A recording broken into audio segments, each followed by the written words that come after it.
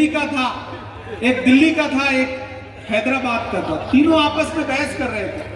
बहस इस बात पे थी कि जिंदगी जीने में कौन ज्यादा खर्च करता है, कौन जिंदगी को मजे से जीता है। तो यूपी वाले ने कहा साहब हम जीते हैं, हम तो एक झटके में 500 रुपए की सिगरेट पी जाते हैं।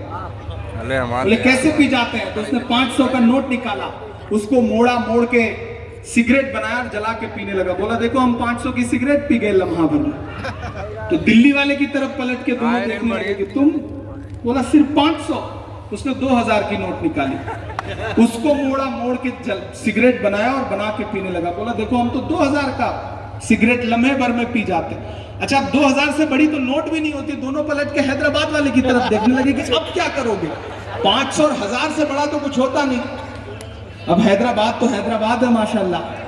उसने अपना ब्रीफकेस खोला, चेकबुक निकाली,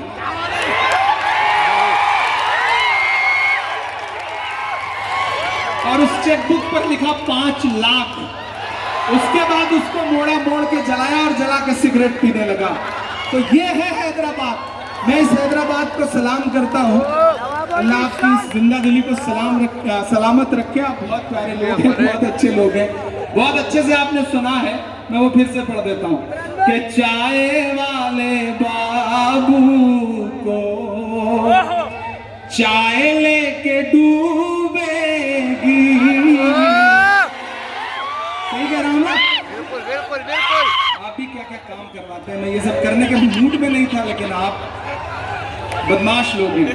कि चाय वाले बाबू को, मैं नाम नहीं लूंगा, और आपसे भी ये कह रहा हूं कि अगर किसी ढाबे पे कोई छोटा बच्चा चाय पिला रहा हो, कोई इस तरह का काम कर रहा हो, तो उसे उसी हाल में छोड़ के मत लौटिए। उसे ले जाइए किसी स्कूल में भर्ती करवाइए। क्या पता वो आगे चल के मुल्क का मुस्तकबिल खराब करे। इससे बेहतर है कि उसे पढ़ाइए। चाय वाले मैं किसी का नाम नहीं ले रहा हूँ, आप बहुत समझदार हैं। मैं बिल्कुल नाम नहीं लूंगा, लेकिन आप समझ जाएंगे, आप समझदार लोग। कि चाय वाले बाबू को चाय लेके डूबेगी, या तो उनको नफरत की राय लेके डूबेगी। नोटबंदी जीएसटी सबसे बच भी जाए, पर उस नजीब की माँ की लेके डूबेगी। उस नजीब की माँ की हाय लेके डूबेगी। बहुत शुक्रिया। मैं फिर वहीं पहुंचाता हूं आप कि जख्म पे जख्म खा के निकले हैं। आप सीधे सीधे शायरी पे दाग दे रहे तो फिर वो सब बदमाशी जो बीच में करनी पड़ती है वो ना करना पड़े। मैं बड़ा सुधर सा गया हूं, अब वो सब बदमाशी अब करना छोड़ दिया है मैंने। लेकिन अब क्या करें, आप करवाते हैं तो फिर बदमाशी थोड़ी सी करनी पड़ती है। आप अच्छे लोग हैं और अभी कर दीजिए, मौके पे चुकाइए, वरना कभी ना कभी चुकाना पड़ेगा। वो एक रेस्टोरेंट में बड़ी खूबसूरत बात लिखी थी कि आप खाना खाइए, बिल आपका पोता देगा। तो एक साहब ने पढ़ा कि खाना खाइए, बिल आपका पोता देगा। उसने सोचा ये अच्छा मौका है, सीधे रेस्टोरेंट में गया, ढेर सारी चीजें ऑर्डर की, दबा के खाया।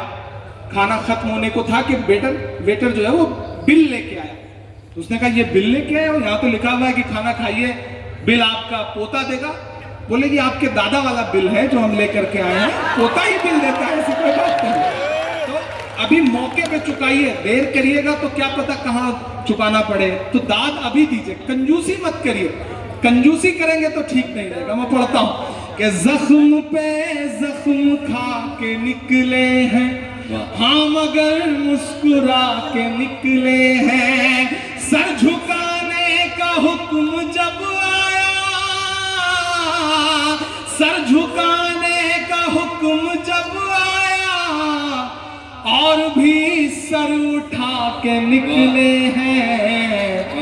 नारे हक लगा के निकले हैं। कि जुल्म की रात से नहीं डरते, सख्त हालात से नहीं डरते, तुमको तारीख ये बता देगी, तुमको तारीख ये बता देगी, हम किसी बात से नहीं डरते, हम किसी बात से नहीं डरते।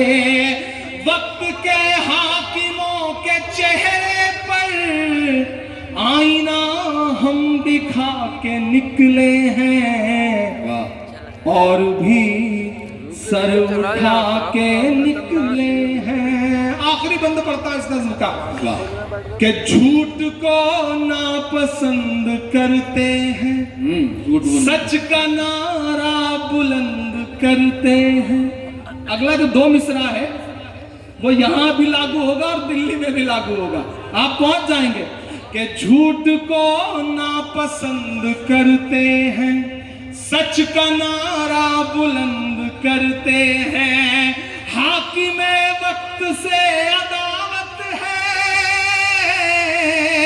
हाकिमे वक्त से अदावत है, वो हमें कम पसंद करते हैं, वो हमें कम पसंद करते हैं। हम तो निकले हैं मुस्कुराते हुए, हम तो निकले हैं मुस्कुराते हुए, और वो तिल मिला के निकले हैं, नारे हक लगा के निकले हैं। सर झुकाने का हुक्म जब आया, और भी सर उठा के निकले हैं, नारे हक लगा के निकले हैं। और जाते जाते आखिर में कुछ शायर दोस्तों ने एक नज्म के लिए मुझे याद दिलाया था, मैं वो सुना के जाऊंगा। कुछ साथियों ने नजीब की नज्म के लिए कहा है, मैं हाँ वो भी सुना दूंगा एक, हाँ वो भी सुना दूंगा। हाँ, ये बहुत अच्छी बात एक सामने बैठे हुए एक साथी ने याद दिलाया। अगर 2, 2.5, 3 मिनट आप खामोशी के साथ सुन लें। मैं अनवारुल उलूम कॉलेज में खड़ा हूं।